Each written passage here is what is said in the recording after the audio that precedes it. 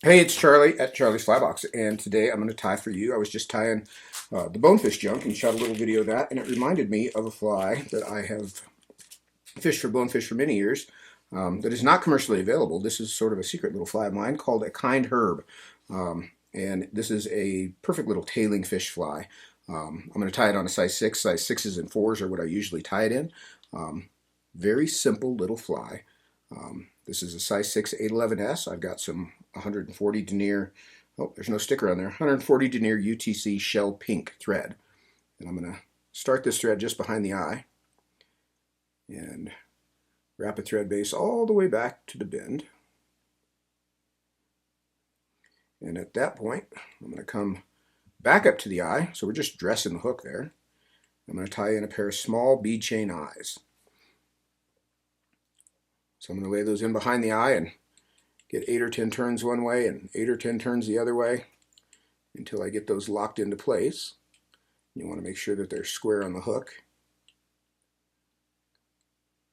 Good and tight. Like so. Now for the tail of this fly, I'm going to use some polar fiber. Polar fiber, if you're familiar with my tying, you know I use it for everything. I use it on baby gongas and lots of different streamers. Polar fiber is a great synthetic material. It's easy to work with. It's cheap. It goes a long way, and it's very fishy in the water. So I'm going to cut a clump of this, and I've just cut it off the hide there. But I'm going to pull all this underfur out of the butt ends. I just want the tips. And I'm going to take this clump of tips and sort of restack this bunch so that I can get it a little bit more dense and into a nice clean little clump like so. And I'm going to take this clump and measure it against the hook. So it's about 2 hook shanks long, all said and done. I'm going to tie it in just behind the eyes there, and I'm going to wrap back over it to the bend. So it's just a short little shank length long tail, and then I'll trim the stubs out.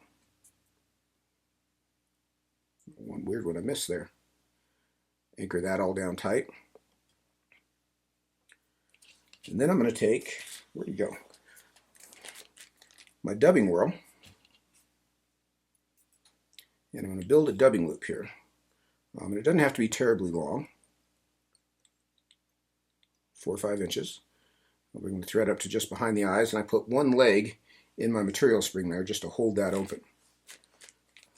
Now for the body on this fly, I've tried lots of stuff, including the underfur from the craft fur, or from the polar fiber, and it works great. But Senyo's laser dub, right there, in tan, works even better. It's got a little flash in it, so that eliminates the need.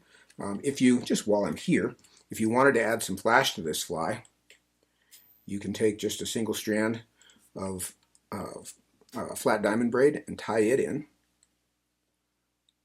just short of the end of the tail. That's sort of an optional step. If you brush that out, you get a little flash in there as well. But I'm going to take this Senyo dubbing, and this is a fairly long fiber length dubbing. So it's really longer than what I need it to be. So what I'm going to do is I'm going to take this clump and I'm going to cut it in half with my scissors, like so. And then I can take that whole bunch and put it in my dubbing loop. So I just trim that down a bit and sort of sized it a little more appropriately for what I'm doing. And I'll spin my dubbing loop up and make this into a rope. And it's going to come out pretty tight to start with. Kind of use your brush to pick this out. This is a long fiber. Even when you've cut it in half, it's a pretty long fiber. But you're just making a shiny rope. Now you could probably buy something like this, but fly tying is supposed to be artsy and craftsy, so do some of it yourself. But I'm going to start to wrap this at the bend, and I'm going to kind of try to make the fattest part in the middle of the fly. And you can use your brush here as you go to kind of brush that back as I wrap right up to the eyes. Look at that. Just exactly the right amount. I'm going to sneak my thread in there right behind the eyes and tie that off good and tight. I'll trim that thread out. I can jump my thread to the front. And I like to build a little kind of prominent thread head here then I'll whip finish there.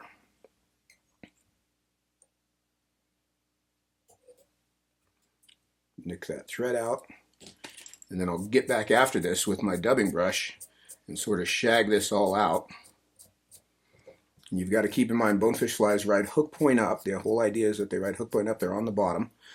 So you want to pay particular attention to the hook point side of the fly as I'm brushing this all back, like so.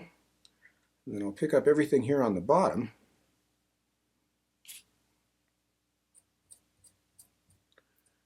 and I want to trim that flush across the top of the hook. So I can just trim that off pretty flat. You can even take a cigarette lighter and just touch that, and that'll flatten that up a little bit more. Get rid of all our extra loose stuff. Let's see if I can do this way. If you ever put the hook eye in your vise, make sure you loosen your jaws, but yeah, that'll sort of hold that. You can come in here and kind of trim this a little bit more into a hump shape like so. And then I usually put a few bars on it with that same sepia marker because that's what I use for all my barring. I don't go crazy with it. You can bar the body down each side.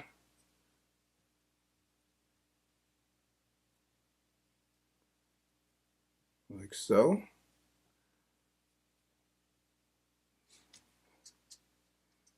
I know you can't see that because it's facing me, like so.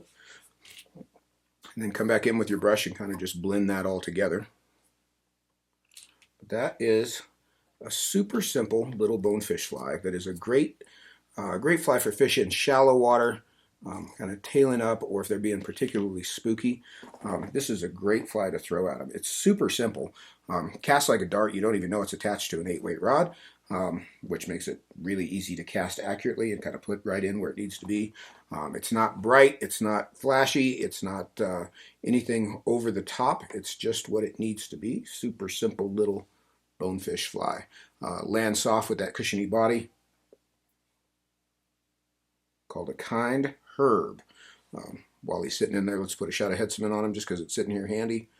And I'm going to put this in my bonefish box and take it to the Bahamas and bring it on vacation with me. I hope he enjoys his trip. I hope you enjoy your trip because obviously if you're looking at bonefish flies, you're probably going bone fishing. And I hope you do because that's about as fun fishing as there is in the world. Kind herb, tie some up, go catch some fish. Woohoo!